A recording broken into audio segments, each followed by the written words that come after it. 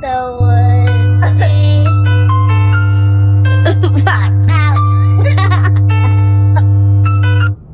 about like serial killers, right? So it's gonna be like kind of that genre. And then there was all these gay men that were disappearing. Oh, Yeah. was this in New York? No. Okay, never mind. Yeah, Because no. there was like a thing with American Horror Story, and there's kind of like a season that was like that. I don't know if that's Watch based off of that. American. No. So this was, I think, in Idaho or something, Illinois.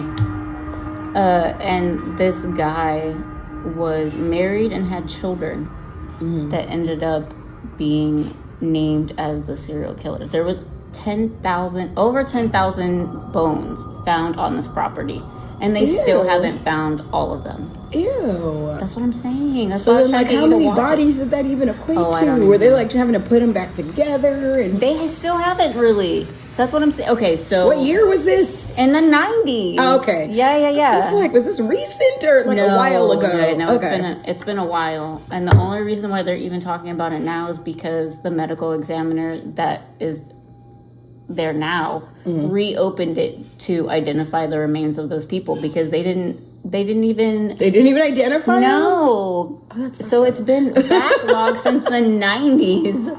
So all these people just had zero answers for their loved ones being missing. They were like, oh, well, maybe they just left, or because it was the 90s and they're, Yeah, that is so crazy. It's like, well, whatever city that is in Ohio, like, look at the list of missing people. Illinois. Start there. Illinois. But Or Illinois, look at the list of missing people from the 90s. Just gotta start there. So Be like, there are people that are family and they're all members. men? Yes, because they were. so there you all, go. That yeah, narrowed down dudes that were missing. they definitely had a favorite type of victim, right? Oh, Young, gay men. Yeah. So that's what I was saying. Like, I posted on our Facebook, and I was like, try to tell me this isn't like Lady Bird. Because it's the same MO. It is. Except for Lady Bird, they leave the bodies there open. But for these guys, they just... So is it like a Jeffrey Dahmer thing where he was like luring them back to the ranch? Yes. That's actually part of the thing, is they call it the Jeffrey Dahmer that you don't know anything about. Oh my God. So that's wild. Like, I'm just going to lure these people here, and then... I mean, when you have the land to bury them all on, but he also had a family and shit, so he just had some time. I don't even know. So, okay, the family would always leave during the summer. Wife and kids gone. Oh my God. So, you're like, oh, Dad's just probably working. It's like, no, he's having a summer of chilling and killing, basically. He had ironically, he had a thrift store, like a save store. And so he had people working for him and everything. And what was creepy was the fact that he had mannequins all around his like pool and like around the estate, just like chilling there. It was creepy. A little awkward, yeah. And nobody thought that this dude was a little off. Well, no, because he was a prominent guy in the community. Really? And no one really went to his house. Like, it wasn't like that. Well, I guess except his victim, and that was their first and last Well, visit. there was a guy that supposedly was the only person that survived the attack. He took him to his house, and that's where he said that, the mannequins were all around the pool, and it was like really creepy. And he thinks that he spiked his drink, but he didn't drink it. Yeah. And then they went swimming, and then somehow the guy ended up like choking, because he's into asphyxiation. And then, no, that didn't really work out. He spent the night there though, and then went and told the cops supposedly afterwards.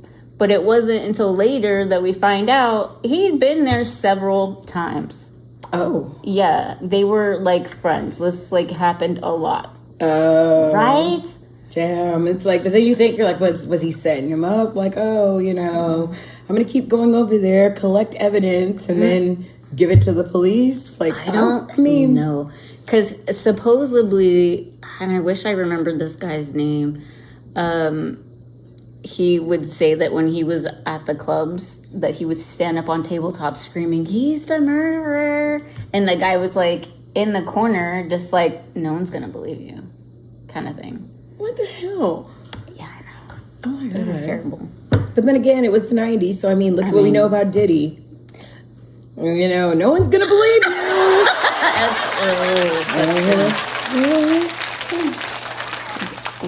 Yeah, it was an interesting time. Yeah, it was a very so different they end time. Up finding all the bodies. Okay, so this is how it went down. So, the guy that was there, the victim, and some people call him a hero, which I doubt, went to the cops and was like, "Look, this guy has a lot of bodies in the back of his woods on his property. You need to go check him out." Oh, so he tipped him off. And he was like, "Listen, I am a victim. He tried to hurt me, blah, blah, blah." So they go and check him out. Mm-hmm. And then they find all the bodies. So you have to remember also that it's a small town. Mm-hmm. So the resources are very limited. There was like maybe 3 or 4 deputies. Wow. Yeah. So they're freaking out because this is a small town and that's not something that really happens, right? Mm-hmm. So they're trying to figure out how to catalog all these remains. So they called the university to go out there and basically put up that grid, you know? Yeah. Meanwhile, they don't arrest the guy. How are you gonna find bodies on someone's property? And it's like, no. Just like, no, you're not important. We're just gonna let you go about your life. What was he? Like, what you said he was like a prominent member. He's just like a really rich dude, or what? Yeah, so let me look it up. 1 second. All right. Because that's a good question. Like, you know what? It's like nobody would suspect him. You know, but I mean, yeah, because he had kids, so they didn't think he was a homosexual, right? Mm-hmm. And also, people worked for him. It was a small town, so they. But how did he get so many people? Was he just going out of town and luring folks in? Like, how no, did he end up there? It's people that live in the town, which that doesn't make sense. Is it because it's a small town? Because he was out there killing them all? I mean, our population is so small. Every year, 20 people go missing. It's like, yeah, because he's over here killing them all. Why have all the men in our town disappeared? Oh, I don't know. You have to remember, though, who was disappearing. It's the 90s. That's all fucked up. I know. But still, dang. I know. I mean, somebody estimate, because you got to think about it. Like, all these people probably had families. They did. Like at least their mom and dad, siblings, somebody's out there looking for him. Like, I don't know what happened to Billy, but he disappeared 2 summers ago. Like, well, that was the thing, and that's why it got reopened, because one of the victims' cousins was like, "Listen, it's been years. My family needs to have answers." Mm-hmm, right? Mm-hmm. And he went to the coroner and was like, "Please, can you just go through these remains that were still in the university, by the way?" Oh, so they had them. They just didn't leave them on the property? They're just in the box somewhere. Away. Yeah. So, but... That's so sad, I know. You think about this, it's like... So what happened to that guy? Did they ever arrest him? Did he die? Where's he at? So when he went to leave, he had all these videotapes. Apparently he was recording certain acts, and he took it with him. Oh my God. And then they got word that he was going to Canada. And then he harmed himself. Oh. Right.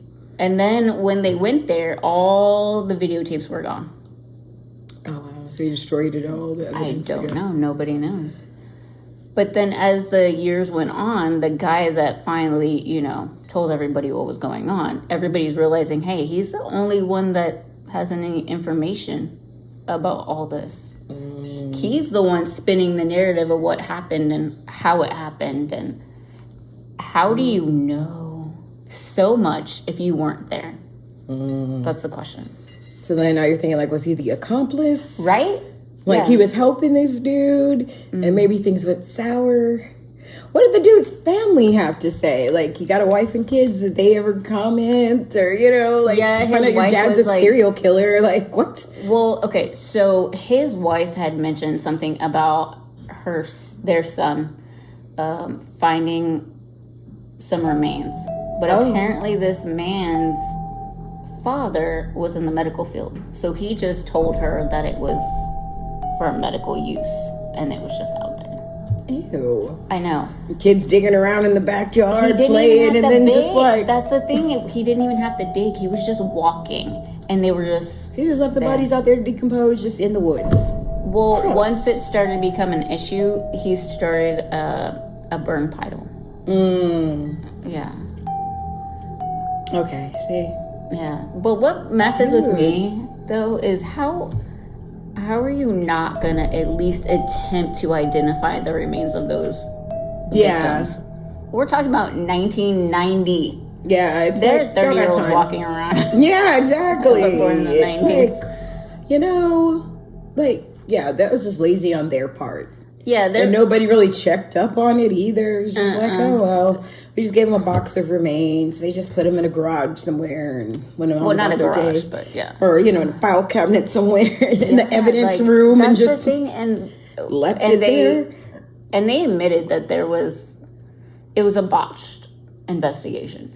Clearly. Yeah. Because nothing ever happened. Yeah, and if you listen to this guy's interview, there's a lot of, like, things that are like, what? That doesn't make sense. Because he said, well, he dropped me off and then we hung out the next day.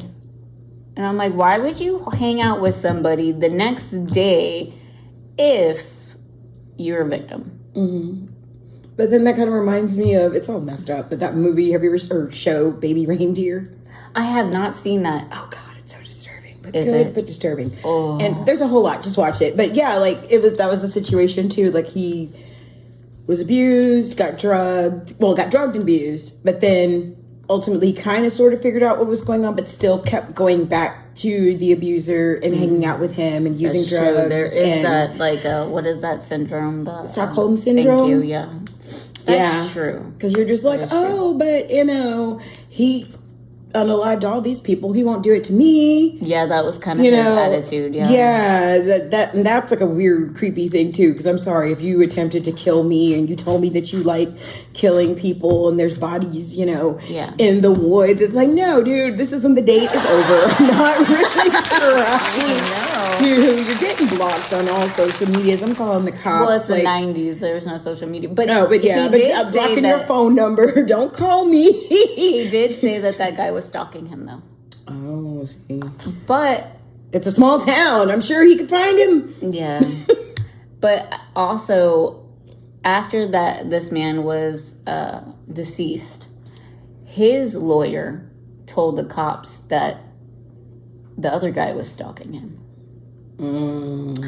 Okay. Let's clear things up. So, Herb Baumeister, and no, I'm saying that wrong, I'm so sorry, is the man that was married and had the family. That was his property. Okay. Mark Goodyear was the survivor. Victim. Yeah, a survivor. Exactly. We'll call it survivor. But in the documentary, he I totally forgot what I was saying for the survivor. Okay. Oh, he knew too much information. No. He admitted that he lied to the police, that he wasn't a survivor. He was actually friends with Herb. What? Yeah. And he, not only did he go to that house continuously, he invited Herb over for dinner. And they just discussed what he liked to do. I mean, I'm not sure. It's like, what do you do on the weekends for fun? Well, you see, I lure people over here, and then. So obviously he was comfortable with the situation, right? Yeah. So at the end of the documentary, I'm going to be jumping back and forth. I'm sorry. So at the end of the documentary, what messed with me was the fact that they have Goodyear go to the property, and he's just so at home. Like, he takes his shoes off. What? Yeah. Like, for real. And he even asked the crew, "Are you going to take your shoes off?" And they kept on saying almost like it was a sacred place for him. It's like some weird hero worship thing. Maybe. But this is so weird. I know. He was showing them all over the house. This is where he kept this. This is where he kept that. And this is where we did this. And so he spent time there. It wasn't... Clearly, yeah. Yeah, he wasn't... Oh, my God. So I'm not just, like, victim shaming. I'm for real. This man was very comfortable with Herb and his property. And he knew all the information. Yes, he knew where the burn pile was. He knew, like, he walked back into the woods with them. And I'm just like, if I knew there was a bunch of remains there, I'm not going to just be like, so easily just walk over there and, like, be so nonchalant about it. And what? Yes. So maybe they were both mentally ill together and probably doing messed up stuff together. I'm feeling he's accomplice. He's an accomplice. They should arrest that dude too. They haven't even... No, they haven't tried to prosecute this man. They've never... I don't know if take a lie detector test or something, you know? Something. Because now this is not the 90s. I know. We have technology and stuff now that's way better. So, I mean... And you would think, right, like, there has to be... Well, I don't know if there's any DNA left, but... I've seen so many... documentaries and different things that they find DNA on something that's, like, 30 years old. And that's how they get them to... Using somebody's 23andMe to get... Did you hear about that one? Yes. That was one, too. And I was like, oh, interesting. Yeah, that guy definitely needs to be investigated. Because how do you know all this much? You're hanging out with this dude. You should get charged for something. Even if you weren't helping him, you knew about it. And you just kind of... But, I mean, you ultimately did tell people. But how long did you wait to tell people? How many people died before you said something? Yeah. But he also... He always has an answer for everything. So his thing was I did try to tell people, but they didn't believe me. Again, about the whole standing up on a table and be like, hey, everybody, blah. You know, and he supposedly said he did go to the police and they did nothing. That's probably believable because look what happened with the remains. Right? They did nothing. And that's like nobody did anything. Right. They didn't know what they were doing. They were so understaffed. They were so... Yeah. They didn't have the resources or the knowledge to handle... What the hell could they handle? That's my question. What are you doing? And it's honestly, at this point, it's like, it's not even about, I guess, convicting anybody. It's just about comfort for the families of those people. Yeah. Yeah. Because, I mean, the person who did this is clearly no longer on this earth. So you can't really convict anybody. But at the same time, you could give the family, peace of mind to know, like, okay, I can stop looking for my son or, my brother, cousin. Like, I can stop looking for them because, I know what happened to them now. Because, some people, when they go missing, it's like they're missing forever. But then it's weird because some people do, resurface and come back. And I don't think that's going to happen. But because they found the bodies. But I'm just saying, like, you keep looking for, your person. I would. Until you find them. Like, yeah, I can't imagine that. That's unless somebody tells you that, they are officially dead, you still have this, like, little glimpse of hope. Like, maybe, they got away from their attacker. Maybe they're hiding somewhere. Maybe they're never coming back to this town because they were shunned or whatever. Because you said it was, gay dudes. So basically... maybe they just thought, they left and went somewhere else because, it's a small town and they were just, ostracized or something. But still, at the same time, it's just like... Wouldn't you contact your family? You would think, like, I don't know. Yeah. And now with, internet and technology and stuff, it should be easy to contact people. Well, I guess if they have a social media presence. I have a personal story about that. Even if you have your family members... social media, all this information, their birthday, the social security number, all this stuff. If they don't want to talk to you, they're not going to talk to you. Because, I won't go into that because it's personal, but... Yeah, but I mean, it's a true thing, yeah. But also, at least that they're alive. Like, it's like if I know somebody has a Facebook and I see that, you know, they updated, well, now we're in 2025, so they updated in 2025. I'm like, oh, okay, I guess they're still alive. They're out there kicking it. They're living life. Okay. Yeah. You know, maybe they don't want to talk to me. That's cool. I mean, there are lots of people that I don't talk to, but on social media, I can see, you know, their main page, or there are people that are literally on my block list, but I can see like their main, you know, you can see their main profile picture. So I'm like, oh, okay, they're still alive. They, you know, had a kid or a husband. You can see like, you know, like, oh, the picture is their wedding picture, or they're holding kids and they never had a kid. If I block you, I'm not going back and looking at you. I mean, that's just me. Well, some people were blocked like through my personal page, and some people were blocked through the Natty Cupcakes page. And I've been getting a lot of spam on there, and like fake people are trying to put in orders for cupcakes, but then like their profile is like, you know, gone. So I'm like, oh my God, that was spam. I'm like, I'm glad, you know, I didn't go any further like with prices or giving out card information and things like that. But that's how. So when those happen, I go and put them on the block list, and you can see everybody else. So you just see like a list of everybody that you have blocked. And sometimes I'm like, what is that picture? And then I click on it and I'm like, oh, they done had 2 kids since I last met them. I'm like, well, you know, good for them. You know, like I said, like it was a meme that said something about just because, you know, I don't talk to you anymore doesn't mean that, you know. I don't wish you well. Yeah, I don't wish you well. Like, I don't wish anybody that I don't talk to anymore and have completely cut off. I'm not like, I hope they die and burn in hell. Like, I'm not that evil, you know. I'm just like, well, I don't want you in my life, but you go ahead and live yours, and maybe it doesn't mean I don't want you off the earth or whatever. Yeah, I'm like, go find happiness. No, I want you to get married, have kids, have a family, grow up, you know. Like, cool, like you live your life. Like, I don't wish anyone dead or anything like that, because that's like a different type of hatred. That's when you become a murderer, because you're like, I hate this person so much that I'm just gonna take them off this earth. It's just like, no, I don't want to be your friend no more. So let me ask you something. Pretend it's I'm not gonna want to say me, but in this sense, okay, me, because we've known each other for so long. If I told you, you know that shed out back, I got bodies down there, what are you gonna say? That would be the most awkward conversation ever. True. I'd be like, what? Bodies of what? I guess that's the question too. I'm like, what kind of bodies? Is it like a Michael Vick situation? Because those were different bodies. That he also did the same thing. Or Tiger King, but the tiger's just dead in a pot. Like, dude, what kind of bodies? Human bodies? And then if you're like, yeah, human bodies, I need to know the story and how many and why. Like, what happened here? Yeah, like, you have children here. How is that? I would be so appalled. No, and it is hard to like snitch out your friend, I guess, but at the same time, oh my God. Because we had history prior, though, right? Well, yeah, I mean, I'm wondering if it's that situation with this dude. Are they like, they're friends, and they just...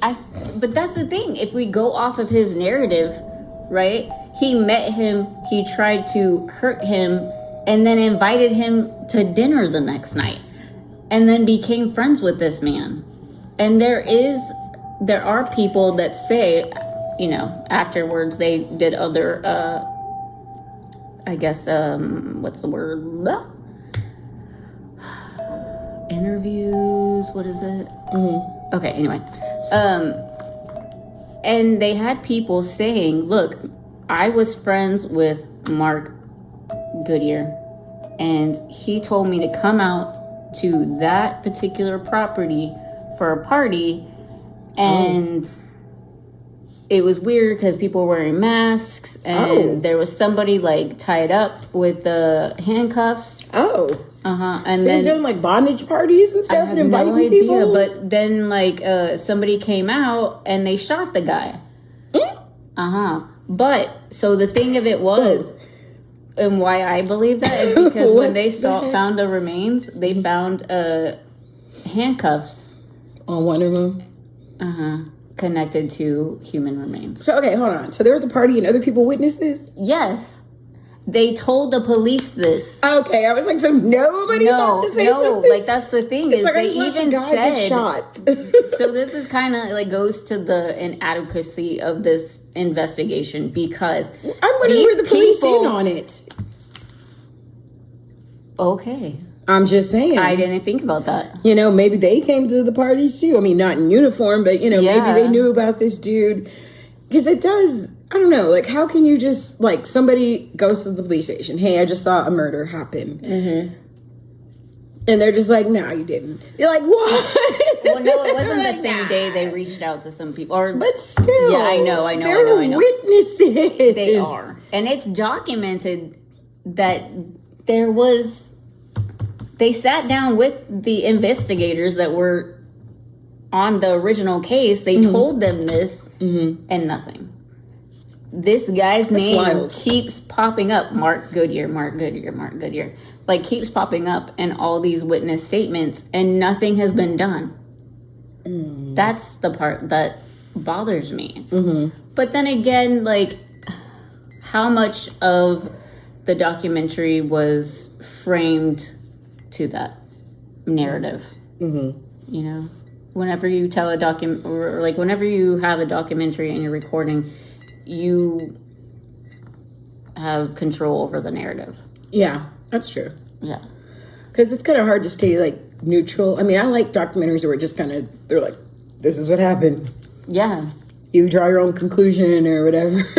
Or a lot of things, like, I mean, I guess a lot of things that I watch, like, we already know who Jeffrey Dahmer is. We already know who David Koresh and Tony Alamo and Jim Jones are. So we were like, we know how this ends. Yeah. We know what happens, you know? So, you know, there's kind of like...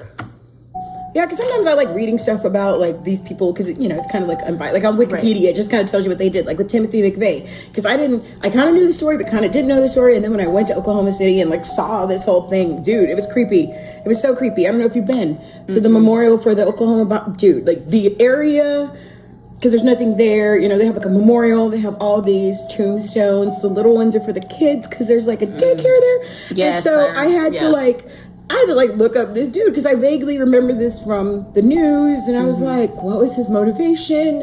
And so, you know, he was a conspiracy theorist trying to get rid of the IRS, like, you know, that sort of thing. And made his own bomb. Do that now. Made his own bomb and stuff. Yeah, like, it was just homemade. I was like, how do you just?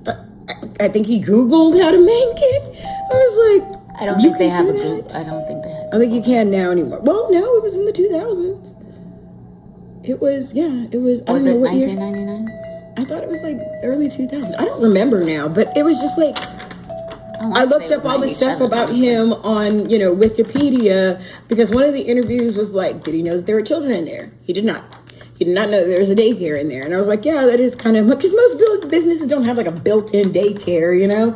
I worked at plenty of call centers, and it would have been nice if, you know, some of them did have that option. But I guess since it's a government building, that was kind of cool. But at the same time, no, he said he didn't know. And they were like, would it have made a difference if you would have known? And he said no. Yeah. And I was like, damn.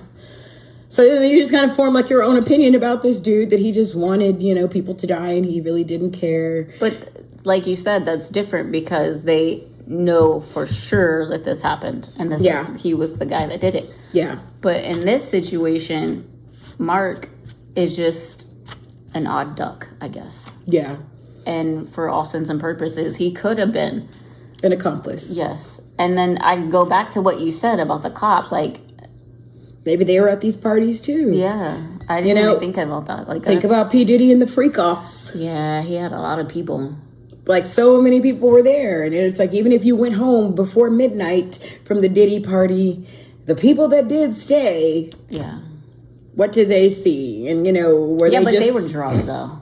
But they were also scared of him, too. Like, let's keep it real. They're like, no, I can't snitch on him. And then it comes to that, too. Like, if other people were at this guy's party, Herb's party, and they saw stuff, but you said he's a prominent member of society or whatever, the same thing. It's like, people that are like that just kind of get away with murder, like literally get away with murder, and you're just like, what the like, if that was anybody else, then it would be a different story. If it was me, if I had a birthday party and I just shot somebody in the head after I blew out my candles, I'm just saying that y'all would be in shock, but I would be in cuffs that night, you know.